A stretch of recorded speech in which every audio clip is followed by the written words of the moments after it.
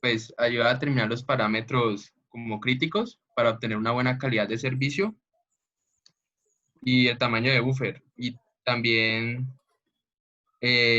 pues sí, eso era como a grosso modo lo que hablan en ese artículo. Perfecto. ¿Alguien más?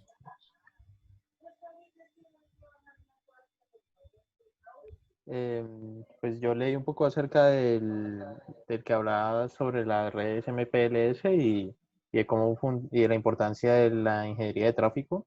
Y tenía una pequeña duda era acerca de las limitaciones de hardware, si esas solamente podían ser suplidas cambiando el hardware o también había opciones diferentes a cambiar el hardware.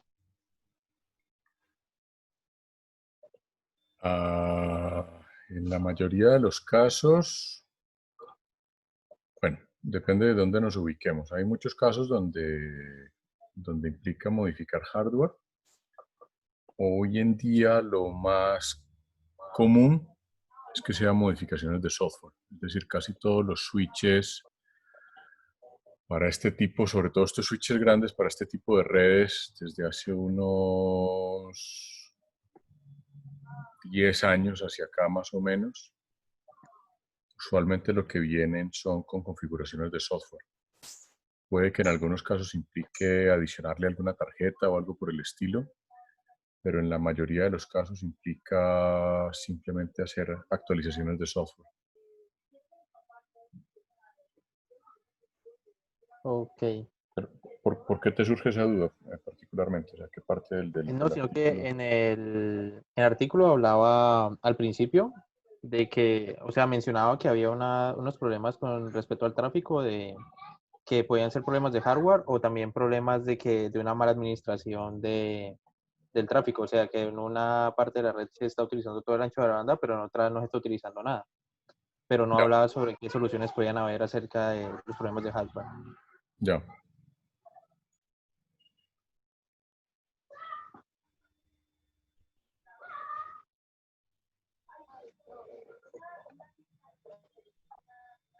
¿Alguna otra cuestión, duda, pregunta?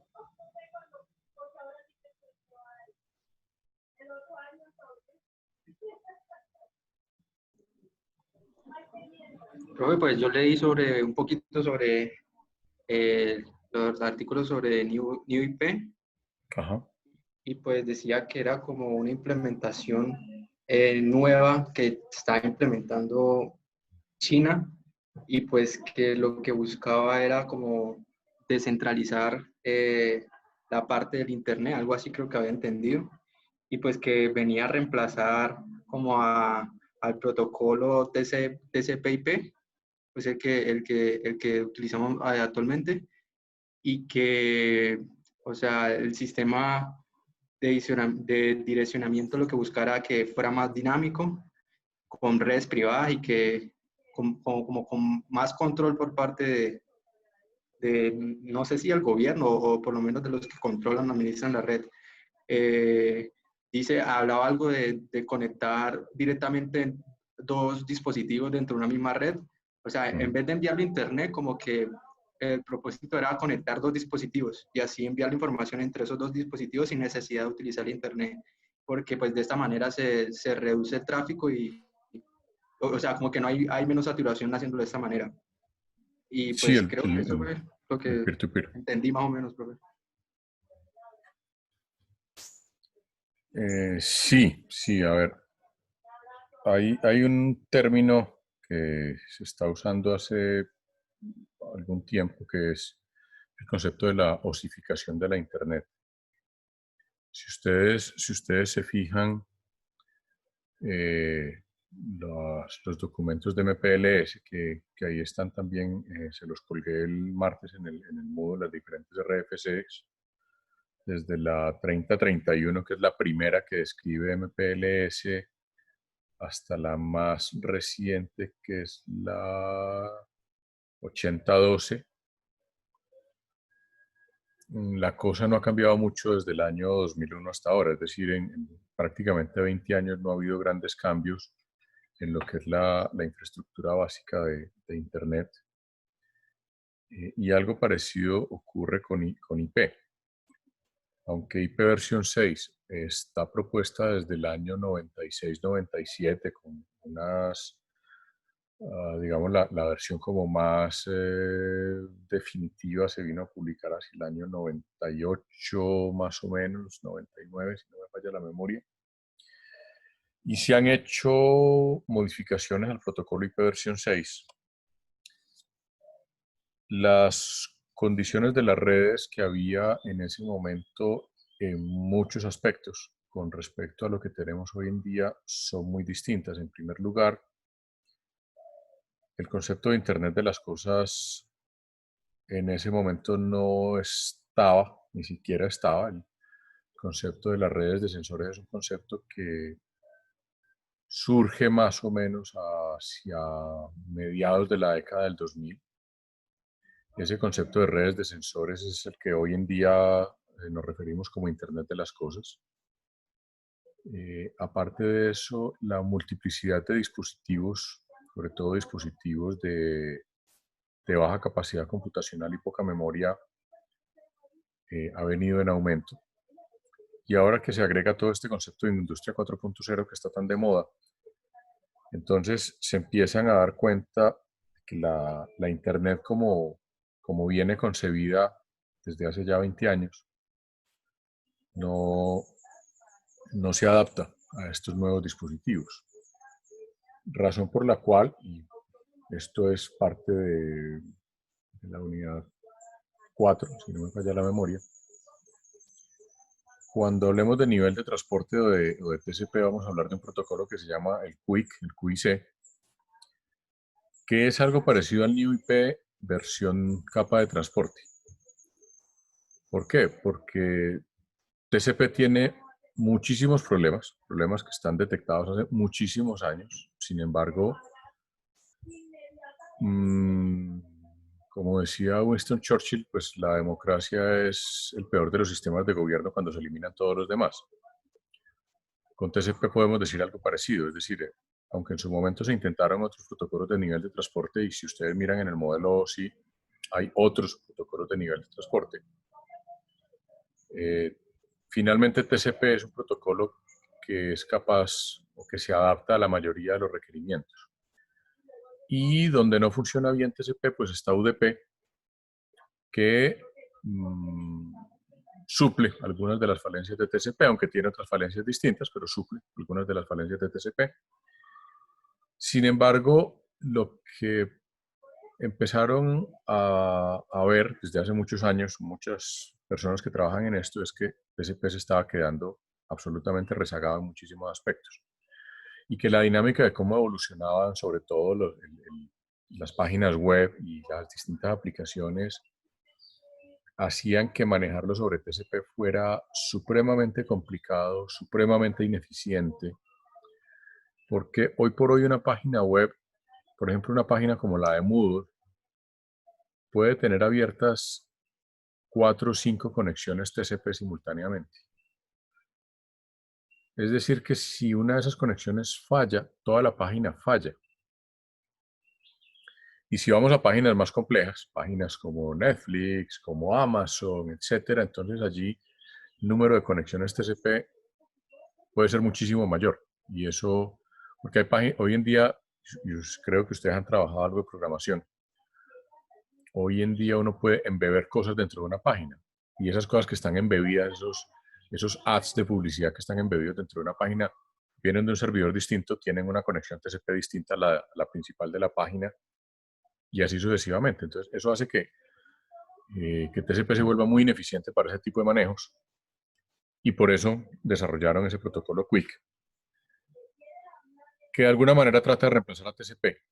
Y lo que hicieron en el IETF para no cambiar toda la pila de protocolos de Internet, que era pues una cosa demasiado loca, fue montar QUIC sobre el mismo nivel de transporte. Entonces, lo embebieron en el nivel de transporte y pues aparentemente funciona. Ya lo veremos. Con IP pasa algo similar. Si ustedes recuerdan, en IP4 tenemos un campo de direcciones de, a ver quién me recuerda cuántos bits. Muchachos, ¿Cómo?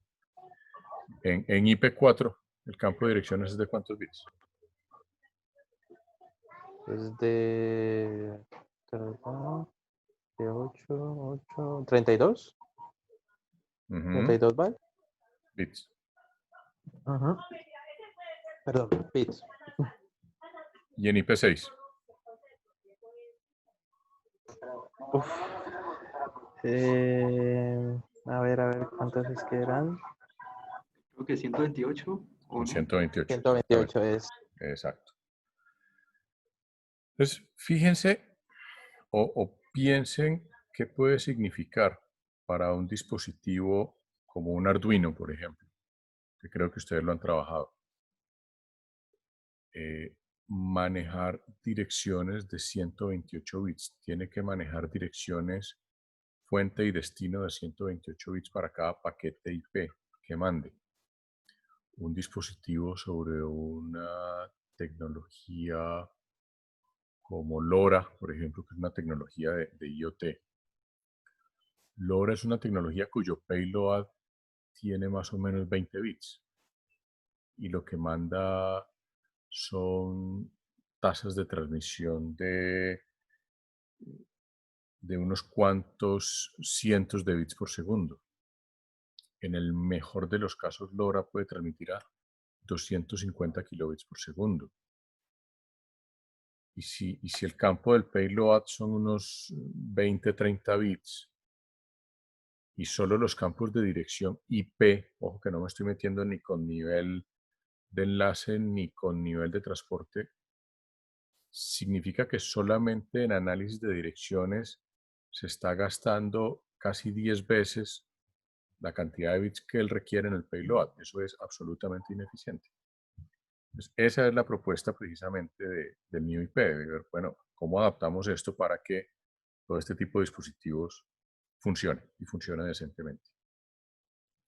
Manteniendo la compatibilidad hacia atrás, que es el gran problema, y ha sido el gran problema de la migración de IP4 a IP6, que mantener la compatibilidad hacia atrás ha sido muy difícil, a pesar de que IP6 embebe las direcciones IP4 y lo soluciona de una manera muy simple, por alguna razón que yo honestamente nunca he logrado entender.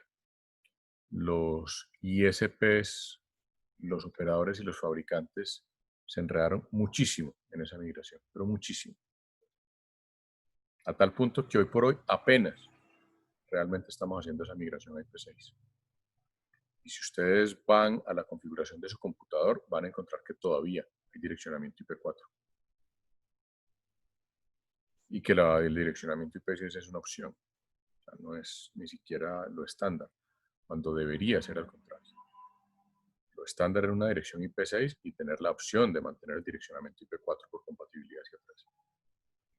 Pero bueno, eso es un poco la situación. ¿Qué otra cosa revisar?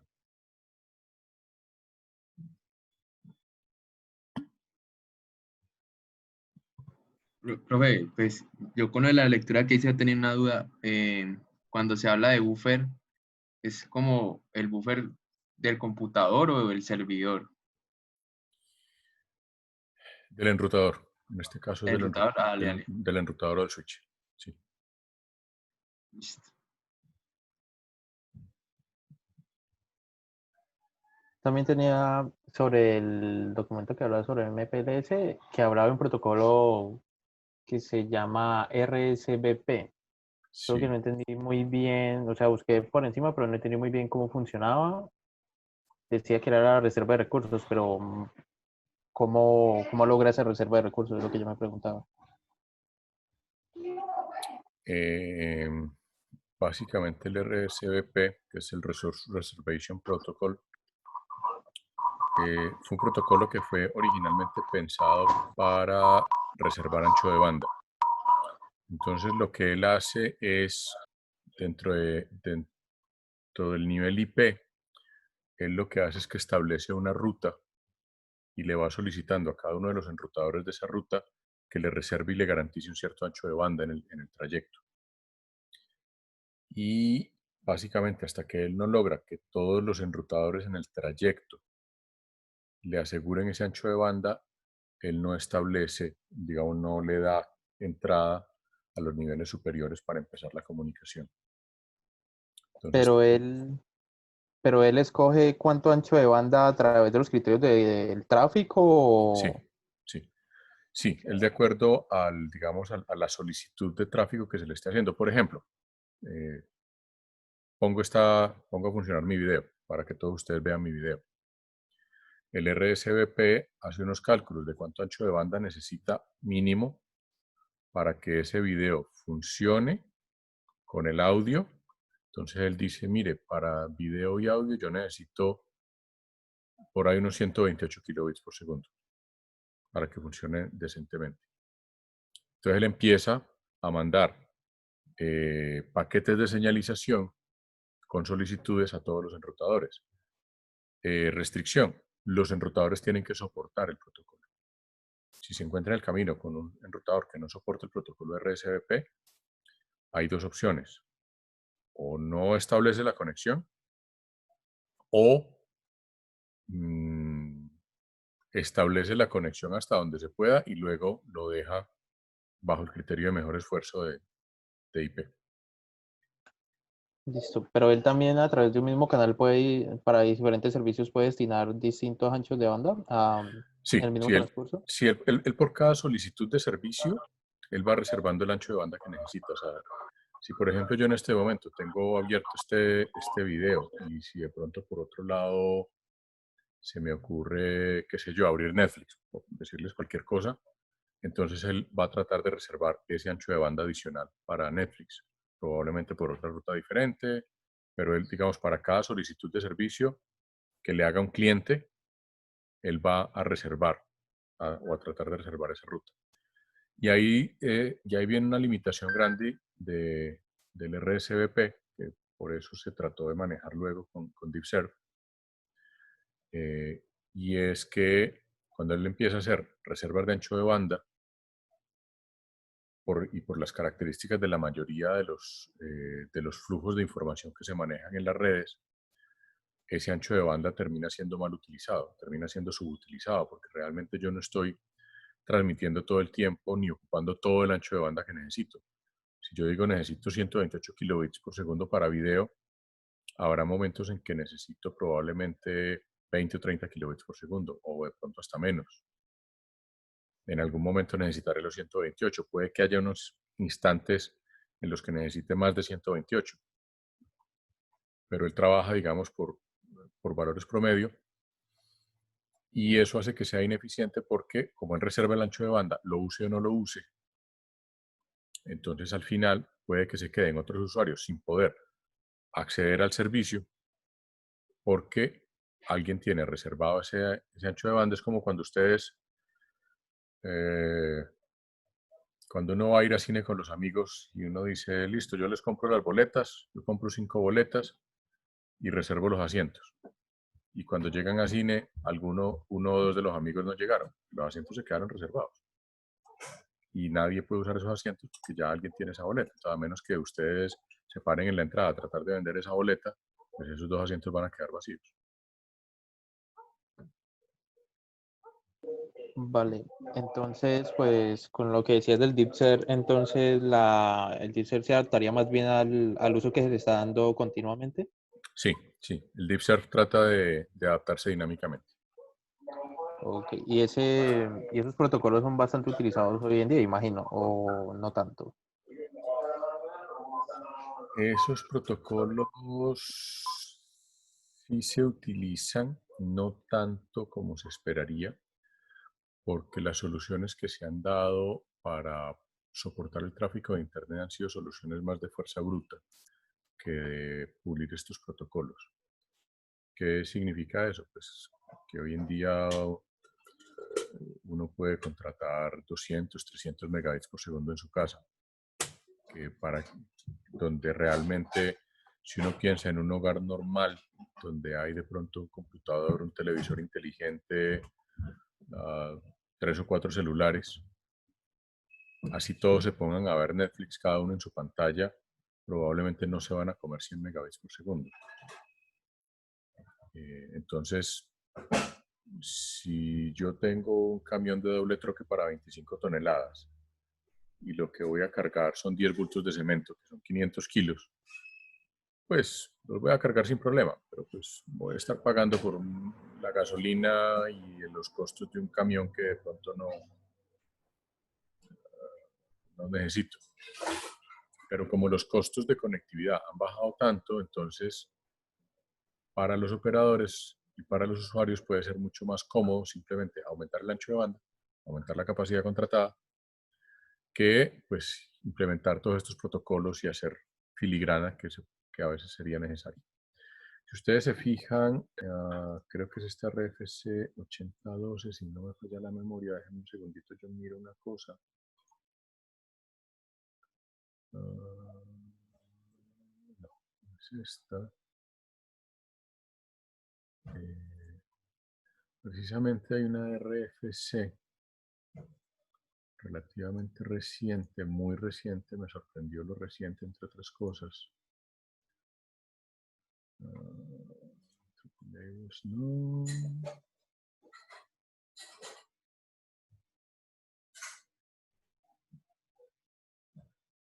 Esta es la 5462, que es de 2009. Fíjense que pasaron 8 años desde que se definió el campo EXP, que recuerden que lo mencionamos en MPLS, y se renombró a Traffic Class para ser compatible precisamente con DeepServ, aunque DeepServ viene de antes, para poder hacer diferenciación de tipo de tráfico y hacer ingeniería de tráfico precisamente sobre las redes MPLS. Entonces, en este RFC, pues describen cuáles son esos tipos de tráficos, cuáles son los cambios y las actualizaciones que se hacen con respecto a los RFCs originales, que entre ellos es cambiar el formato de la pila de etiquetas que define originalmente el RFC 3032 y cambian el campo de 3 bits que nosotros habíamos visto con el campo EXP como experimental. Recuerden que les mencioné que en principio se había pensado para temas de ingeniería de tráfico, pero no se le había dado originalmente esa connotación. Ya en este RFC lo definen como clase de servicio y definen algunas características de esa clase de servicio, de ese Traffic Class, como lo llaman a partir de este RFC. Entonces cambia la etiqueta de MPLS y el campo que antes se llamaba EXP ahora se llama TC, Traffic Class. Todos los demás siguen exactamente iguales. Y define más o menos cómo manejar las prioridades. ¿Dónde está y sigue estando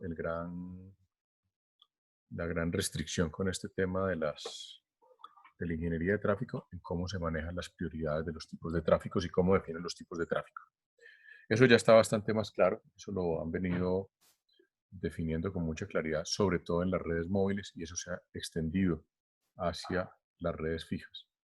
Porque en las redes móviles el tema del manejo de recursos sí es mucho más restringido. Yo no tengo los anchos de banda, en una red móvil yo no tengo los anchos de banda que tengo en una red fija.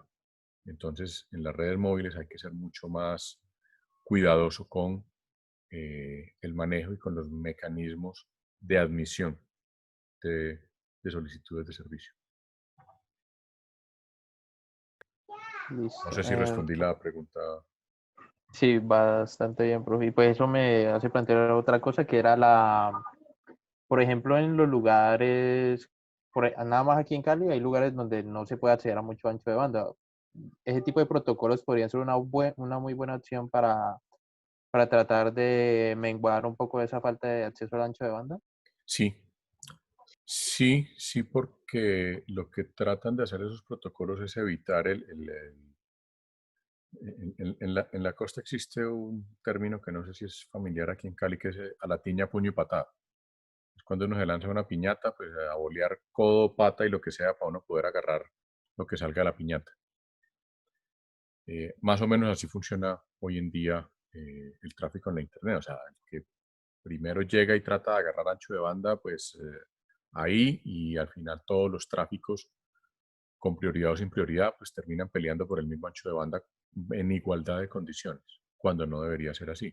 Entonces, donde hay restricciones de capacidad, sí sería lo ideal pues tener soluciones de ingeniería de tráfico que permitan hacer las separaciones de acuerdo a las prioridades del tráfico y a los tipos de tráfico. Vale, muy bien. Porque pues por lo menos a mí me pasó mucho aquí en la casa. Coloco a descargar algún programa o algo y no puedo ver un video porque no se me baja tremendamente la, la velocidad de descarga. Sí, y además por una cuestión bien particular, y es que inicialmente cuando uno descargaba archivos, eso se hacía a través de un protocolo que se llamaba el FTP, el File Transfer Protocol. Hoy en día las descargas se hacen a través del mismo HTTP, o sea, a través del mismo protocolo con el que uno maneja las páginas web,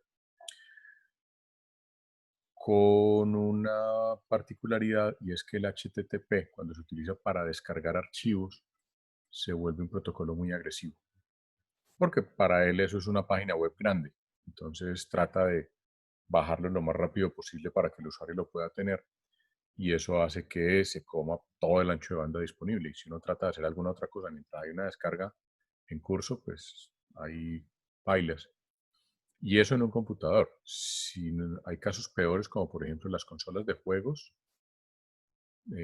cualquiera de ellas, el Xbox, el PlayStation, cuando están haciendo actualizaciones y descargando actualizaciones de los juegos, eso sí se traga todo lo que haya. No importa cuánto ancho de banda tengas, se lo traga.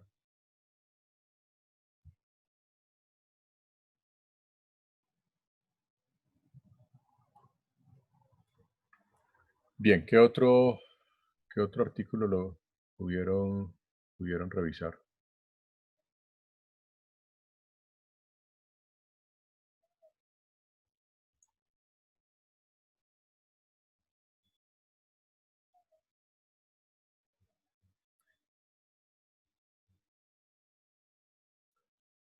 ¿Alguno de pronto tuvo oportunidad de mirar uno que llama Teletraffic Engineering in a Broadband Era?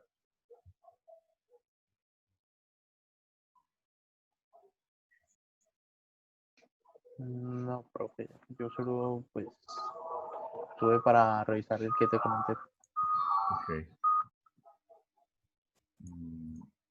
¿Y el de Teletraffic Models de John Erlang? ¿Alguien lo pudo mirar?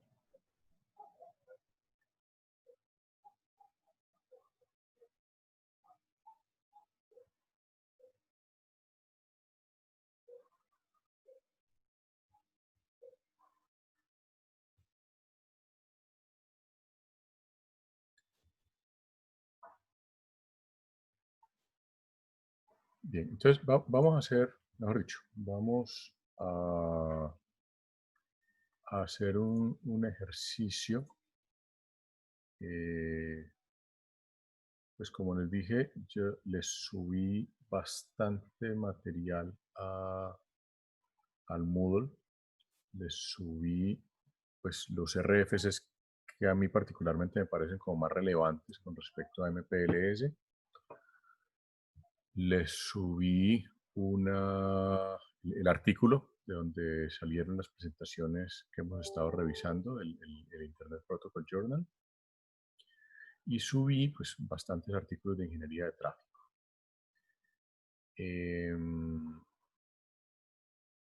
Este particularmente que les digo de Teletraffic Engineering in a Broadband Era, que es en la lista del Moodle, es como el último que aparece, que Moodle los pone en orden alfabético, en la carpetica que dice Ingeniería de Tráfico.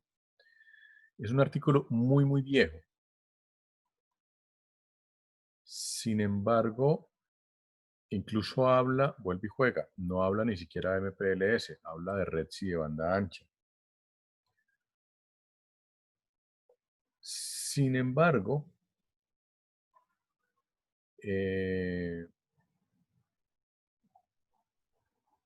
hace una revisión muy detallada, por cierto es un artículo extenso, son 27 páginas, pero es una revisión muy detallada de cómo es el comportamiento del tráfico. Habla obviamente algo de tráfico autosimilar, habla de procesos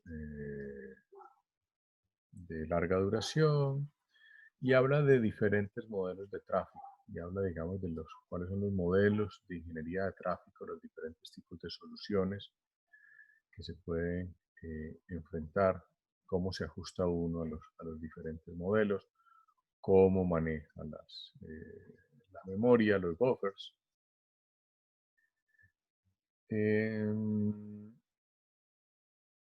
Y pues los puede ubicar en términos de como cuáles son las restricciones típicas de cualquier red. Y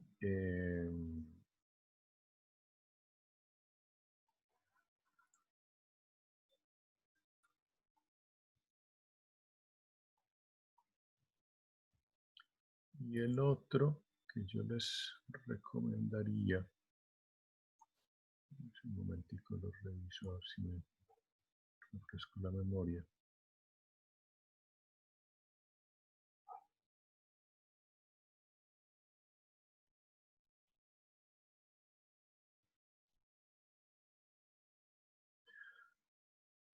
Este particularmente sería el otro que les recomiendo que revisen bien.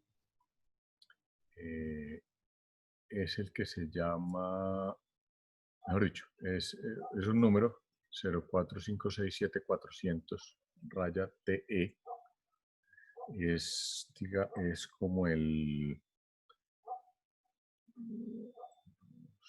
es el quinto que les aparece en la lista. Y este en particular hace referencia tanto a redes MPLS como a redes GMPLS. Y ahí aparece un concepto que nosotros no hemos revisado todavía, que son las redes GMPLS o redes MPLS generalizadas. Entonces, de paso, para que le peguen una miradita a ese concepto, que es un concepto que apareció hacia el año 2005, 2006 más o menos, y hace referencia muy específicamente a redes ópticas. El concepto de GMPLS es un concepto que está orientado a redes ópticas fundamentalmente, específicamente a redes ópticas de muy alta capacidad, que son las que nos encontramos sobre todos estos grandes cables submarinos y sobre los grandes backbones de la Internet, que veíamos por allá en la primera, tal vez segunda clase. Pero muestra cómo es el manejo de la ingeniería de tráfico en esas redes, cómo establecer los paths, cómo manejar lo que ellos denominan el tráfico residual o el ancho de banda residual, que es, bueno, en principio yo tengo un montón de rutas ya reservadas, que es lo que hace MPLS. Acuérdense que MPLS es orientado a conexión, eso significa que una vez MPLS establece una ruta, esa ruta tiene unas características. Eso no es necesariamente muy eficiente, pero se basa un poco en qué tan ágil es MPLS para hacer este tipo de cosas.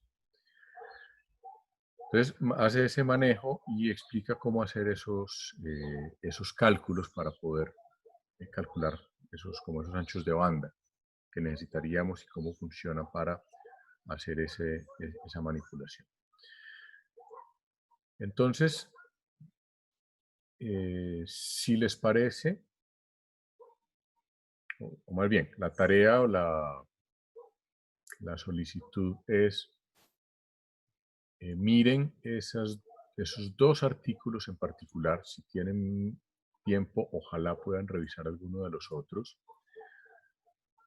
Péguenle una mirada, aunque sea por encima, a las RFCs. En las RFCs es suficiente con que ustedes le peguen una mirada al abstract del RFC. Hay algunos RFCs que son breves, otros no tanto, pero En el abstract uno más o menos entiende de qué va. Entre el abstract y la introducción, uno entiende más o menos lo básico de qué va el documento. Eso significa leerse media página, 1 o 2 páginas máximo. Pues.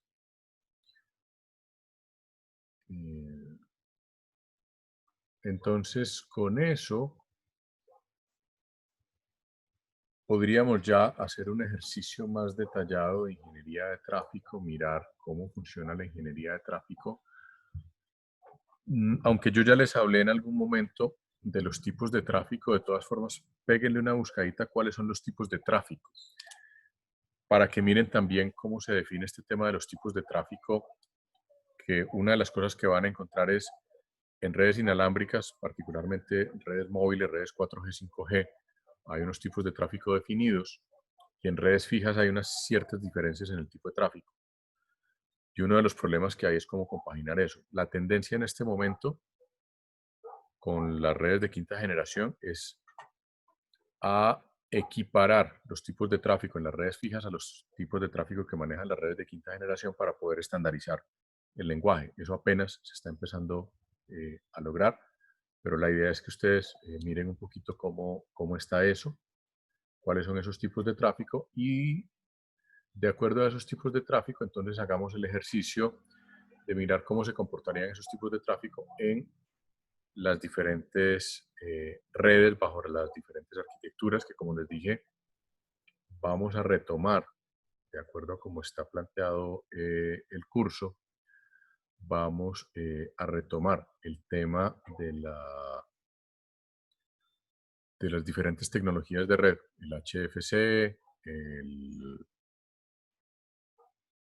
el DSL y el GPON, que son las 3 principales que nos interesan sobre todo para MPLS y eso, que son redes tanto de acceso como de núcleo.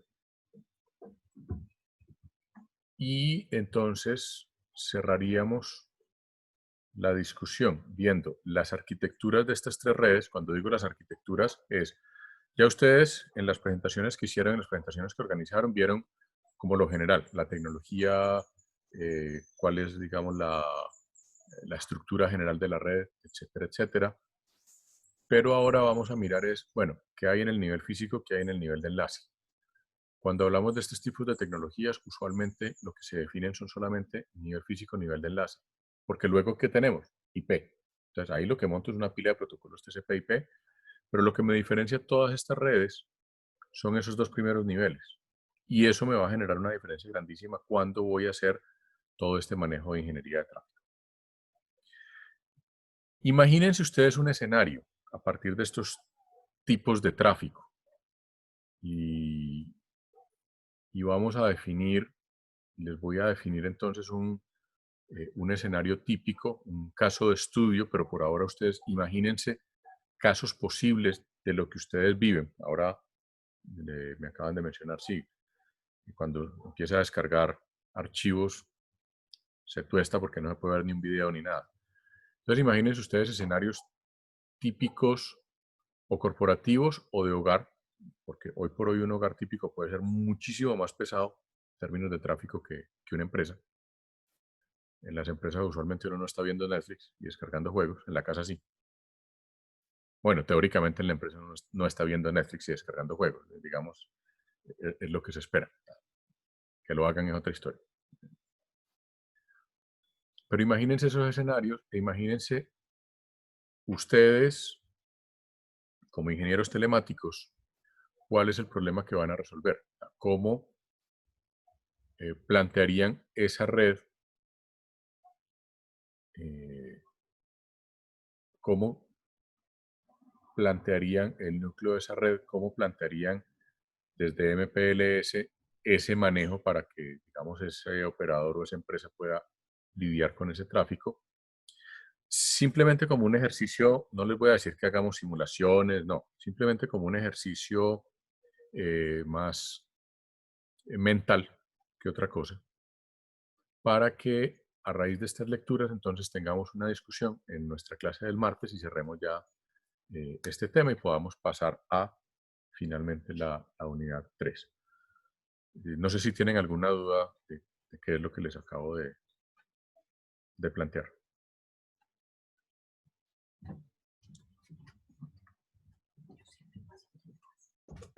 No, de momento no. ¿Les queda claro? Sí, profe. Señor. Las dos lecturas son en pues la que os dijiste que recomendabas hacer, era la de Teletraffic Engineering Broadband, ¿era? Esa es una, sí. ¿Y la otra cuál era? Y la otra es un artículo que allí les aparece en el Moodle. Es uno que termina en 7400-TE. Ah, ya la vi, ya la vi. ¿Listo? Ujú. O sea, enfoquémonos en esas dos. Si revisan alguna otra, genial. Pero enfoquémonos en esas dos para la discusión, ¿vale? Vale, profe. Y como les digo, pues piensen en los escenarios y en cuáles son los retos.